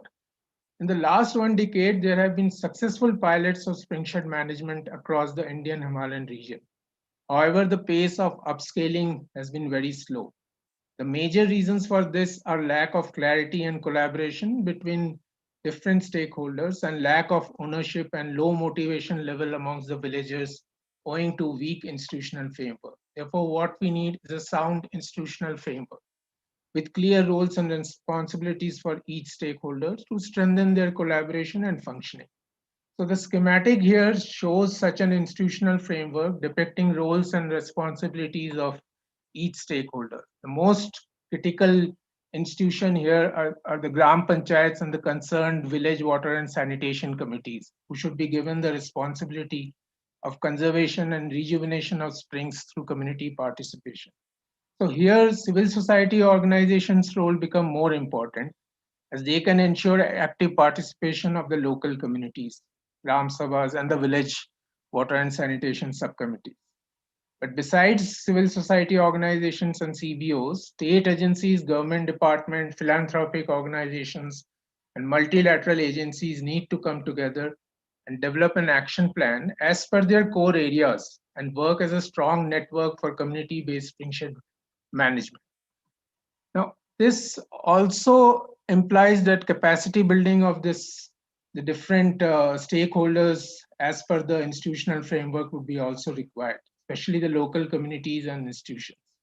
The capacity building of Panchayati Raj institutions, especially the sanitation committees and one panchayats wherever relevant, should be undertaken for addressing equity and sustainability issues in springshed management. Empowered panchayats would be effective in rolling out various springshed management programs and would be able to build synergy amongst concerned stakeholders. Further, the hydrogeology of springs need to be demystified, benefiting the concerned communities and institutions. Effort should be made to build cadre of para-hydrogeologists, especially women, and women's groups need to be actively involved like the Mahila Mangal Dals in the management of spring-fed ecosystems, along with socially weaker sections of community. So monitoring and evaluation of treatment measures, especially by the trained para-workers, will help ensure sustainability and scaling up. And there is a need of development of IEC materials, especially in local languages, for awareness generation and capacity building of different stakeholders. So PSI has been, as a part of the Spring Initiative Network, has been working over springs for more than a decade, and it has become well known in the Indian Himalayan region for its work in community-led springs regeneration. Since 2009, beginning with the nationally acclaimed Dhara Vikas program in Sikkim, we have treated more than 500 springs, benefiting more than 7,000 households. And the impacts can be manifested in many ways. Springs discharge in treated springs has increased up to 3 to 5 times. An initiative has not only increased water availability in lean season, but also social, economic, and other technological impacts have also been witnessed. So restoring spring-fed ecosystems is a way of climate change adaptation by building local resilience within the concerned communities. It therefore needs to be made an integral part of green infrastructure development, especially for the Himalayan region. So with those words, I would end. Thank you.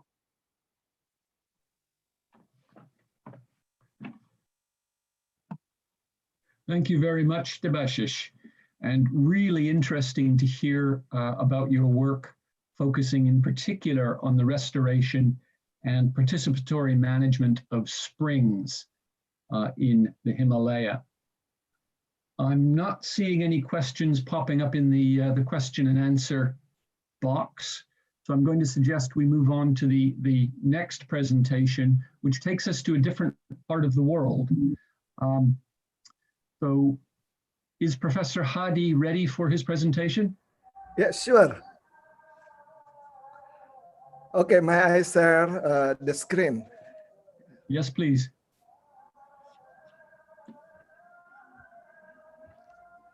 Okay, thank you, Dr. Chad, for this opportunity. Hi, everyone. Good evening in Indonesian time now. I am Hadi Susilo Arifin from IPB University in Bogor, Indonesia. And for this evening presentation, I would like to share you short experiences based on my research result of green infrastructure for water management. And Indonesia faces the unique challenges of having projected 300 million people dispersed across thousands of islands. This complicated energy supply and infrastructure further exacerbated by particular vulnerability to natural disaster. And the rapid growth of this city, especially medium to big size city, sees a projection of 75% of the population concentrated in urban area by 2030. And cities already produce up to 60% of Indonesia's GDP. So city planning is very, very crucial. Through this picture, we can see the environment problem due to the urbanization and climate change in some big cities in Indonesia. The problem are congestion and sanitation, pollution, flooding in rainy season and drought in dry season, and urban heat island and health, and finally it's reduced productivity. Therefore, future city must have a resilience in these challenges. And the big question is, why is water the key problem for Indonesia cities? Drought almost every year in almost every city, leading to water shortage. For example, some areas of Jakarta permanently do not have drinking clean water. And drought are often broken almost every year by large flood in the paralyzed same cities. For example, in 2013, 60% of Jakarta was covered by flood. And pollution is almost a constant feature of our cities. They not just threaten environment and people's health, but also cause flooding. And in the right figures, so our colleague at Monash University have been working over the past 25 years to develop an important green infrastructure across Australian cities. For example, stormwater management solution, water harvesting and recycling technologies, all underpinned by water governance innovation. And currently they are running Australian Corporate Research Center or CRC on water sensitive city. And the water state continuum can be identified from the step of water supply city, sewerage city, drainage city, waterway city, water cycle city, till water sensitive city. And there is the driver in each phase of a city, such as population growth, public health, population growth and development, social and amenity, environmental health, limits to growth, and intergeneration equity resilient to climate change. And in the bottom, we can see management response, for example, supply hydraulics, spread sewerage scheme, and etc. And talking regarding the leapfrogging pathway for a transition to a water sensitive city in Bogor in our study site, a research group of urban water cluster, formerly as resilient communities cluster, and this cluster goal is to support the leapfrogging of Indonesia and Australia city towards more sustainable, resilient, and livable condition through the mutual learning and rapid uptake of contact specific water practices. And the leapfrogging of Indonesia, actually, we may adopt some established advanced method and technologies from Australia. And the right side picture shows that developing cities have a better chance of becoming water sensitive since they have not invested into old single purpose system. We use water sensitive city index from CRC to know the benchmarking of water sensitive city in Greater Bogor. There are 7 goals which consist of 34 indicators, and that is ensure good governance, increase community capital. The third one is achieve equity of essential service. The fourth is improve productivity and resource efficiency. The fifth, improve ecological health. The sixth is ensure quality urban space. And finally, the seventh is promote adaptive infrastructure.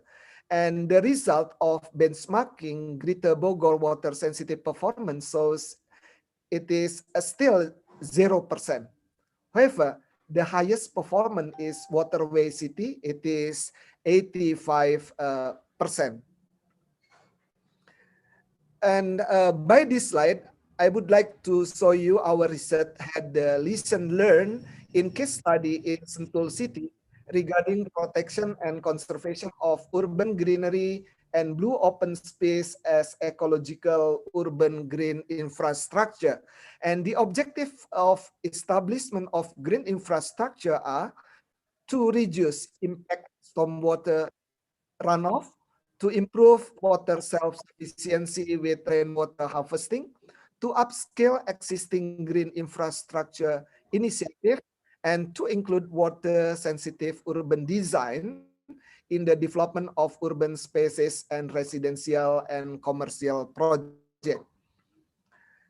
And the context of Sentul City, it is located in Bogor district and has area 3,100 hectare, with the population density is 3.5% per hectare. And green infrastructure project implemented are a feed drain, vertical garden, and a green roof garden.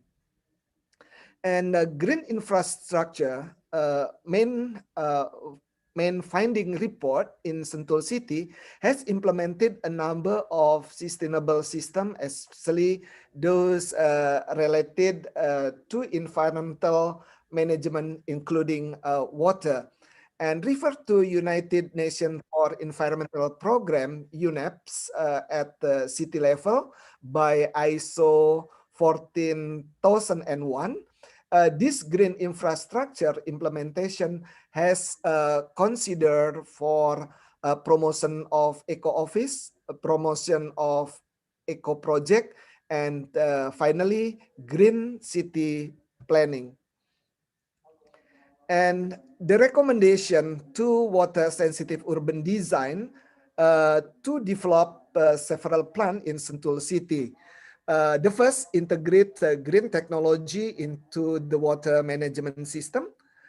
The second one, to develop urban design guidelines for developers to include water sensitive urban design in their current and future plan. Also, alternative for retrofitting existing urban space to provide a better water management. The third one, to include the use of green technology based on hydrology and water balance model to offer a better performance of the green technology infrastructure. The fourth one, to build rainwater tanks in residential and commercial area. And the fifth, to develop water source other than PDAM, such as rainwater. And the last, to develop multifunctional public open space.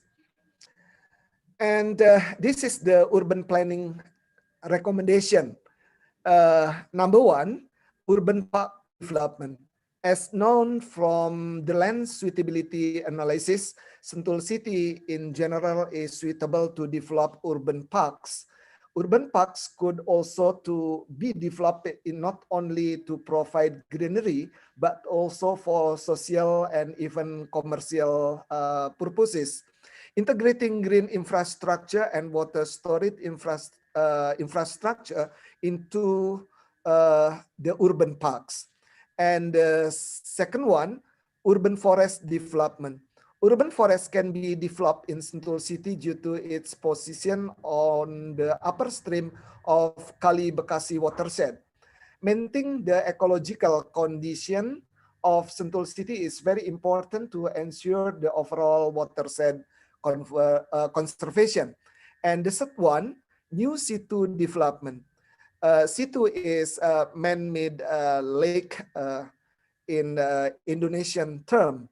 The land suitability analysis shows that some spots in Sentul City have a potential to be built as new situ.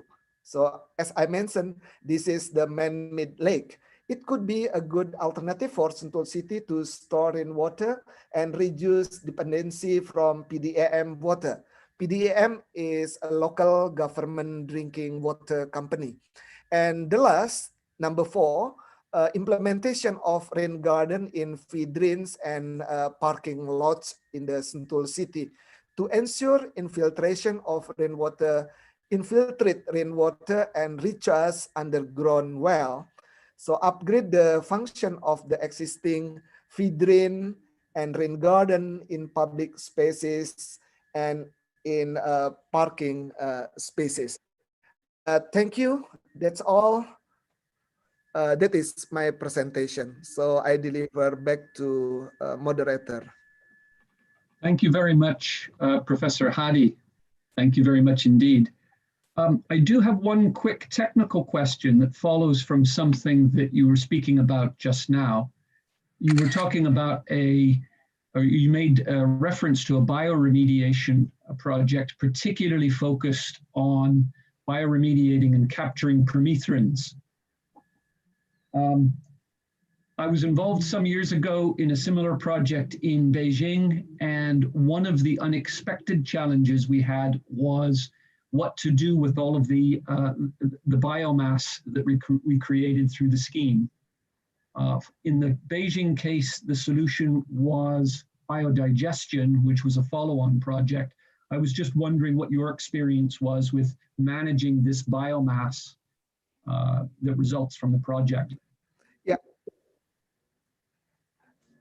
Okay, thank you, Dr. Chad.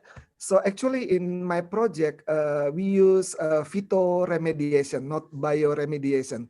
So the phytoremediation, we using local species or indigenous species.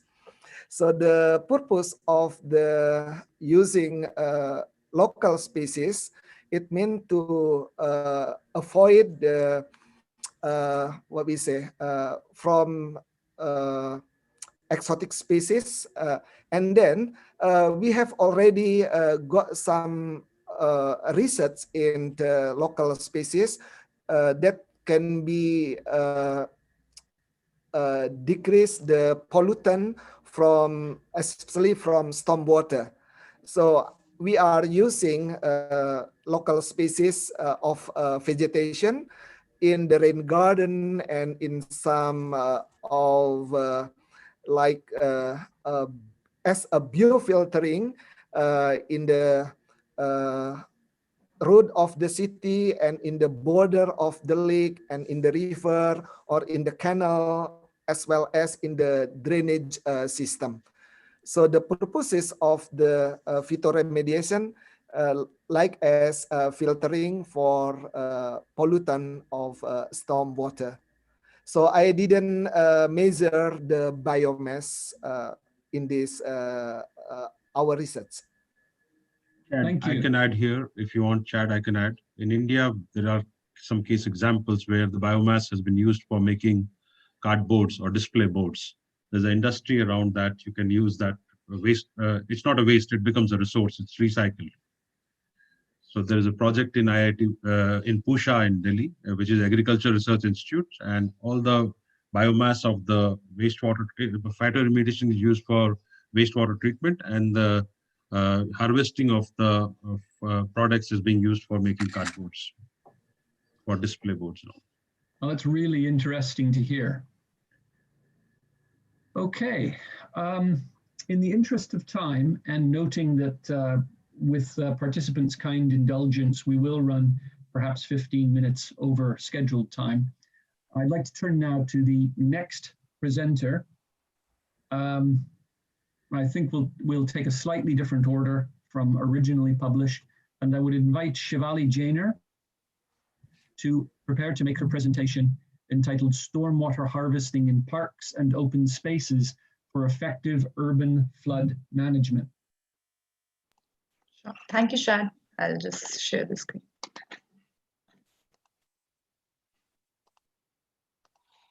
Can you see the screen? Yeah. So, so I'll be presenting on stormwater harvesting, public open spaces, and effective urban flood management. So, to start with, just to mention that why we actually went for this analysis is that we realized that in cities of India, with urbanization, which is a good thing, a lot of development is happening. There is a lot of built-up area which is also been increasing.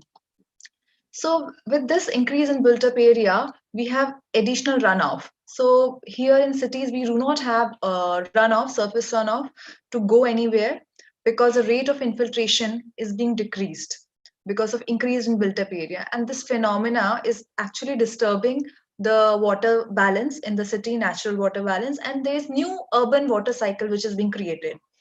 So to address that new urban water cycle, what is being done? So naturally, it is observed over the years that it is that new urban water cycle which is created in the cities, is not being addressed properly. Like we see the contrary situation.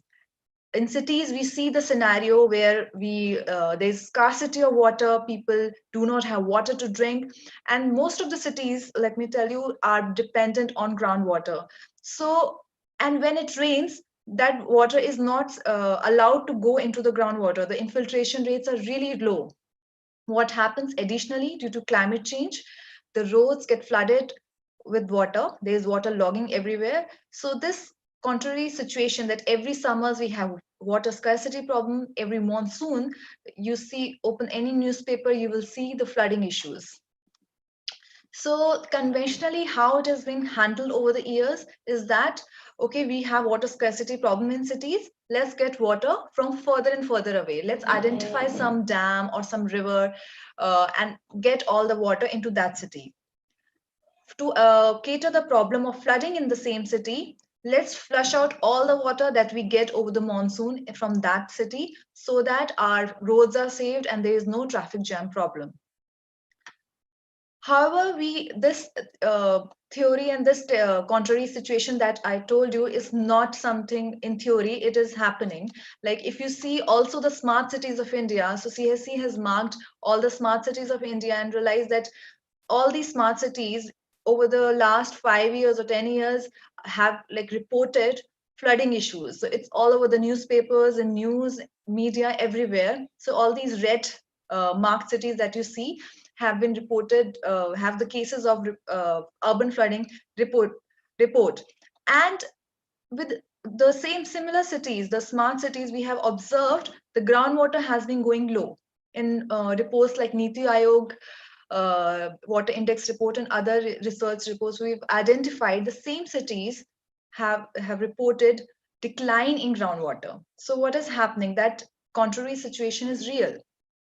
So what we propose after doing analysis, that at different scales, maybe some green infrastructure solutions can take place, and to find out scope and potential of these infrastructure solution. Like from individual scale, there can be some sort of landscaping or rainwater harvesting at some scale, or grey water reuse.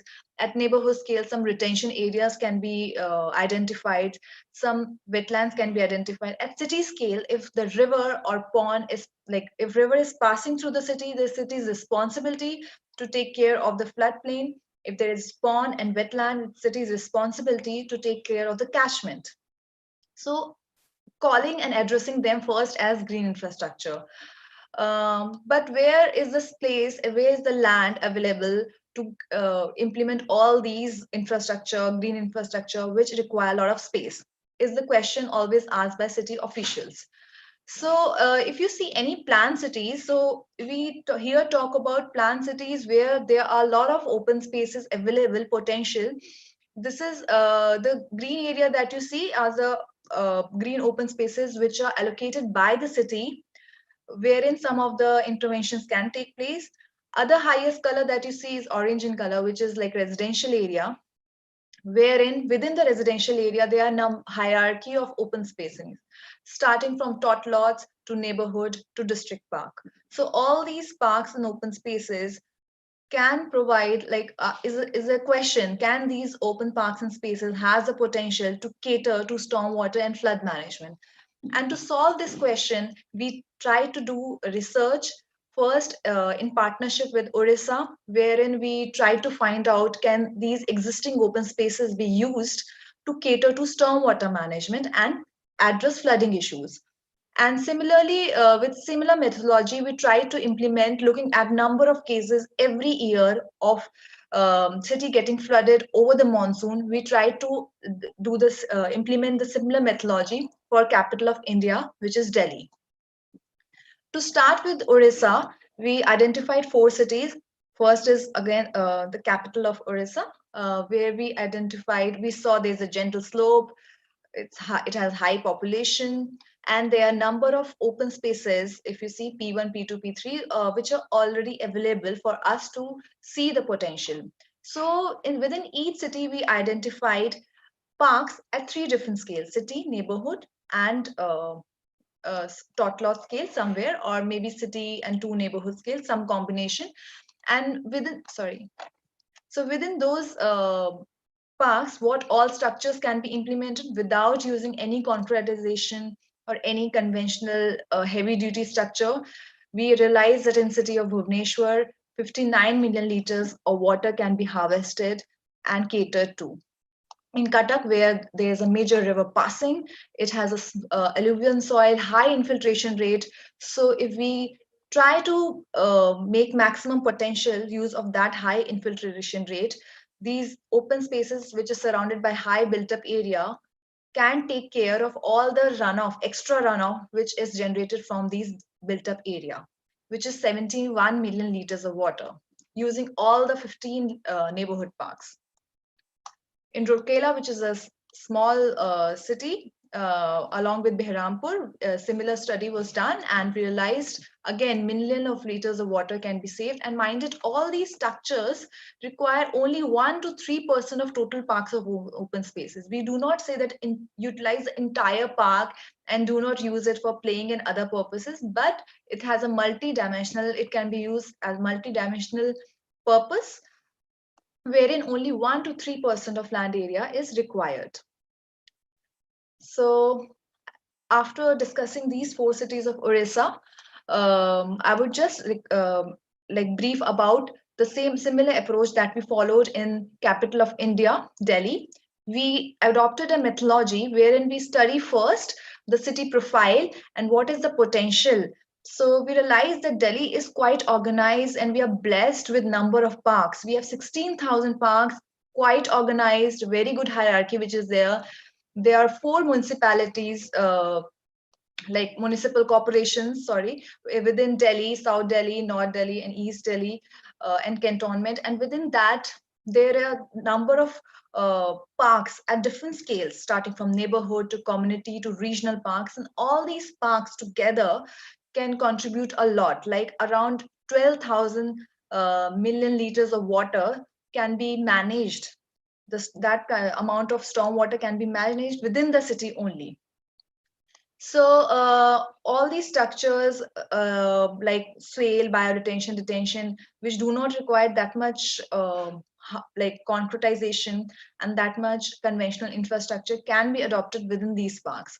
So with this, I would just end and say that first of all, identifying these open spaces and addressing them as green infrastructure is first step.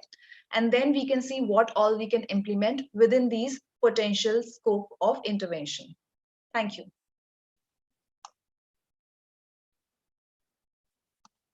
Thank you very much, Shivali. Okay. In the interests of time, Dr. Kashyap has agreed that we can upload his presentation for participants to view later. So what we'll do now is take some questions for the next few minutes before Suresh closes the knowledge conclave. I'm just looking at the questions and answers, and you have really prompted a number of interesting questions, Shivali, and also Professor Hadi. I've got a few questions here that ask about the requirement in building bylaws and land use planning for green infrastructure in India and also elsewhere. So perhaps Shivali, could you comment on the extent to which green infrastructure is a requirement of building bylaws or land use plans? Okay, so there are building bylaws like implementation of rainwater harvesting if you have built up area more than 1,000 square meters. However, here we are identifying within a city that moving ahead from individual level, there is a high scope of implementation in public parks and open spaces, which has higher potential because given that we have a lot of built up area, and with climate change, our rainfall intensity, like the rainfall which is falling in 1 hour of period, the return period is being increasing. So we need to address that, okay, there are open spaces which is available, can we contribute through 1 to 3% of land area in contributing to stormwater management. So building level, I would say, would not contribute that much to city level infrastructure. So rather than making big drains, big channels and big trunk drains, we are proposing alternative solutions. Okay, thank you for that. Thank you. For participants' benefit, I would perhaps just comment on behalf of our Peruvian colleagues that in Peru, national legislation has tried to encourage not just green infrastructure at regional and urban level, but has tried to enact payment for ecosystem services mechanisms related to urban green infrastructure. So it's quite advanced, it's quite revolutionary in some ways. And if participants are interested in learning more, I suggest you get in touch with our Peruvian colleagues or get in touch with us at UE Bristol and we'll put you in touch with the relevant resources. could I ask Professor Hadi to comment on this issue of the extent to which green infrastructure is encouraged or promoted or mandated in Indonesian bylaws and land use planning?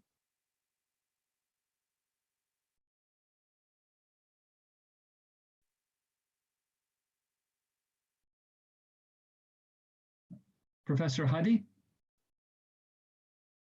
Oh, we may have sorry, some still connection. mute. Yeah, thank you, Dr. Chad. So as I presented in my presentation, that we have a special study area in Greater Bogor. So this is the first research, especially collaboration research between Indonesia and Australia under management by the Australia Indonesian Center. And regarding the land use for green infrastructure, we use from the small scale, that is individual land, such as in our case, we call it in the home garden scale, or in Indonesia, we call it pekarangan scale. So that is kind of Indonesian typical home garden in urban area, and also in the medium scale, or we call it in the kampung or settlement scale, and then the big scale or macro. So we call it micro scale, meso scale, and macro scale in the level of city. So this afternoon, I saw you about the macro scale. So the green infrastructure we implemented, for instance, as rain garden, starting from the pekarangan area, and then settlement, and also the city. Of course, when in the settlement level and in the city level, that is a public good or a public land, such as in the riparian area, in the berm, or left side or right side, or the media of the higher road or avenue, and then also for vertical garden. So vertical garden, it means like office building and hotel or commercial building. We implemented the green roof garden, or we call it life garden or wall life garden. So that is our experience in our research. Thank you very much, Professor Hadi. I see there are also a number of questions of a fairly technical nature about specific elements of the operation of different green infrastructure schemes. I suggest we can answer those questions separately after the close of this meeting. And I already know that some of those questions are directed through the CGIN's set of green infrastructure case studies, which we launched today with our partners at CSE. So let me now give the floor back to Suresh Rohila to make some closing comments about today's session and to point us towards tomorrow's session.